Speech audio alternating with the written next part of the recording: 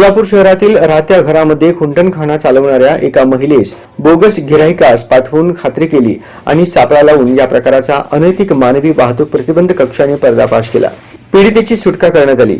नीलम श्रमजीवी नगर येथे गुरुवारी ही कारवाई करण्यात आली।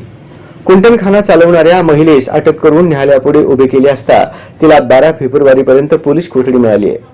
शहरामध्ये छुप्या पद्धतीने कुंटणखाना सुरू असल्याची खबर अनैतिक मानवी व्यापार प्रतिबंध कक्षाच्या पथकाला खबरांकडून समजली।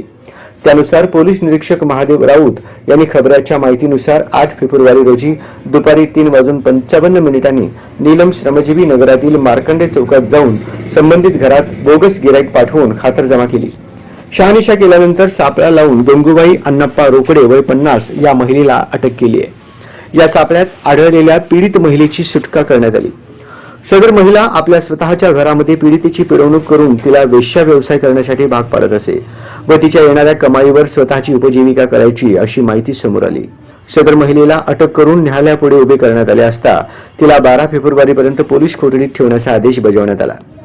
या प्रकरणी सदर महिलेविरुद्ध MIDC पोलीस ठाण्यात अनैतिक मानवी व्यापार कायदा 1956 चे कलम 3, 4, 5 व 6 यासह भादवी V 370(2) अन्वये गुन्हा नोंदलाय।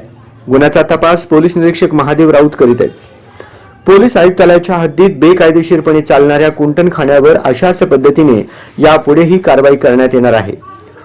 सर्व प्रकारचे कुंटणखाने बंद करण्यात येतील असे पोलीस निरीक्षक अनैतिक मानवी वाहतूक प्रतिबंध कक्षाचे महादेव राऊत म्हणाले।